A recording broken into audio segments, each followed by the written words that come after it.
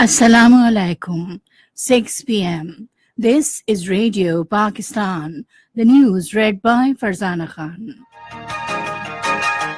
First, the headlines. Prime Minister laid foundation stone of white oil pipeline project in Karachi today.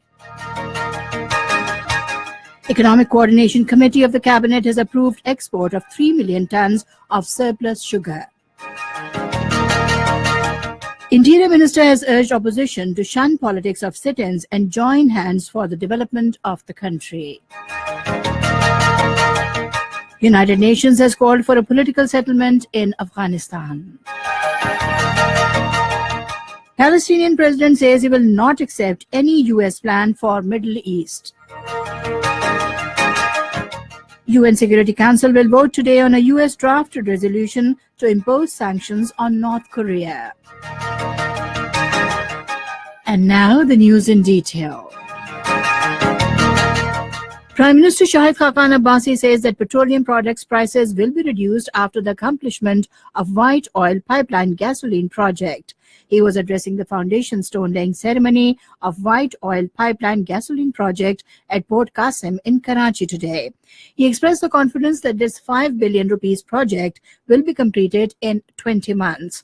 The Prime Minister said this pipeline will have the storage capacity of 255,000 tons of diesel and petroleum products. Shahid Khaqan Abbasi said that because of presence of over 10,000 tankers in the petroleum products supplying system, there always exists the threat of accidents. He assured that concerns of oil tanker transporters will be allayed. The Prime Minister said that energy crisis in the country has been controlled and over 10,000 megawatt of electricity has been added to the national grid during the last 4 years.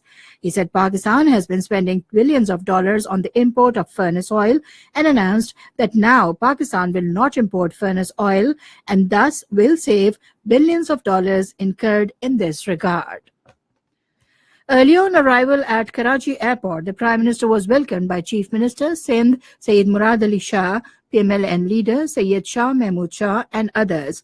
Our Karachi correspondent Altaf Pirzada reports that this pipeline project will be completed by May 2019 at a cost of over $130 million. The completion of the project will help to reduce transportation expenditure.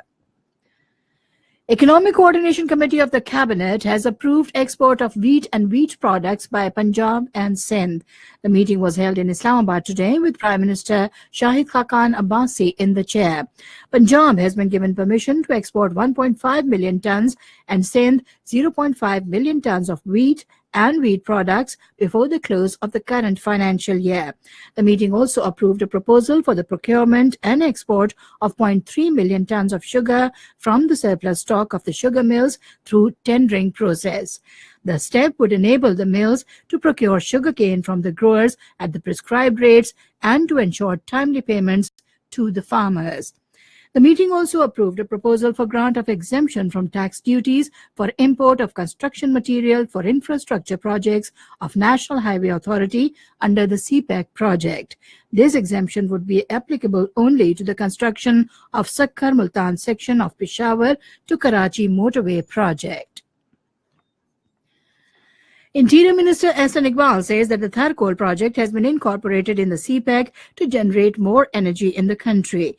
He was talking to media at Islam Court after visiting Thar coal Block 2 in Mitti today. He said that the coal of Thar can provide more energy in comparison to the oil of Saudi Arabia and will generate 4,000 megawatt electricity. Ehsan Iqbal said that we have to compete with other countries in the region in the field of economy, and we need unity to put the country on progress and prosperity. Interior Minister urged opposition parties to cooperate with the government's development process by shunning sit-in politics as the stability of the country is linked with political stability. Ehsan Iqbal said that every government should complete its tenure, for which we have to establish the tradition of tolerance and mutual cooperation. Election Commission has decided to complete the process of delimitation of constituencies by 3rd of May next year. This was stated by Secretary of the Commission, Babar Yaqub, while briefing newsmen after a preparatory meeting of the Commission with all stakeholders in Islamabad today. He said provinces and Pakistan Bureau of Statistics have been asked to provide maps and other relevant material by the 10th of next month.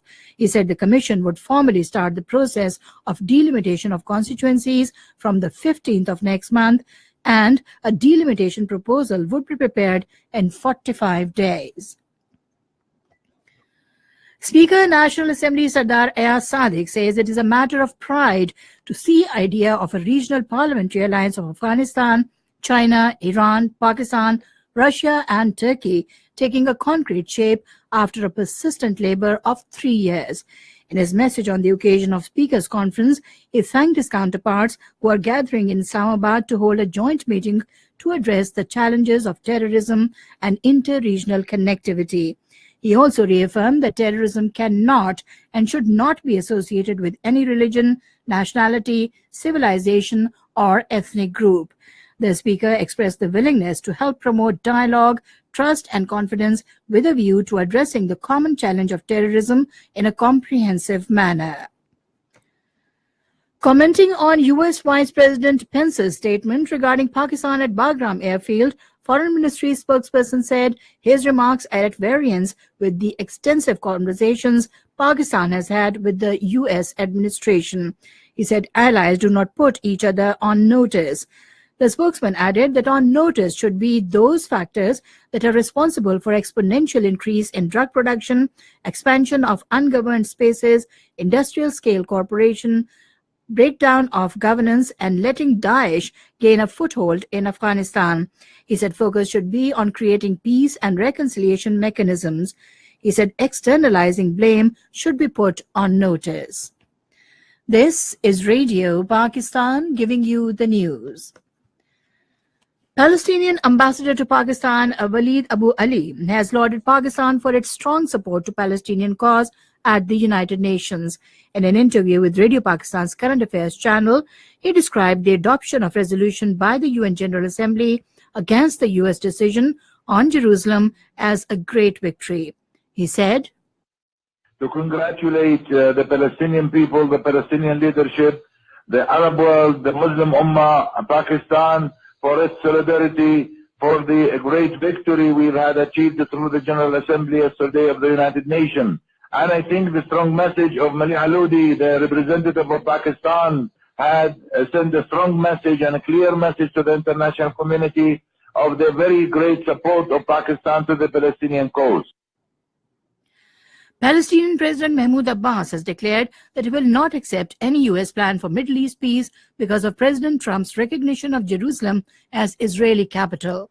Talking to French President Emmanuel Macron in Paris today, he said the United States is no longer an honest mediator in the peace process and that the Palestinians will not accept any plan from Washington because of this partisan spirit. Turkish President Tayyip Erdogan has urged the United States to step back from its decision to recognize Jerusalem as Israel's capital. Speaking at the party meeting in Ankara today, he said despite threats, the UN took an honorable stance and now the US should reverse the decision.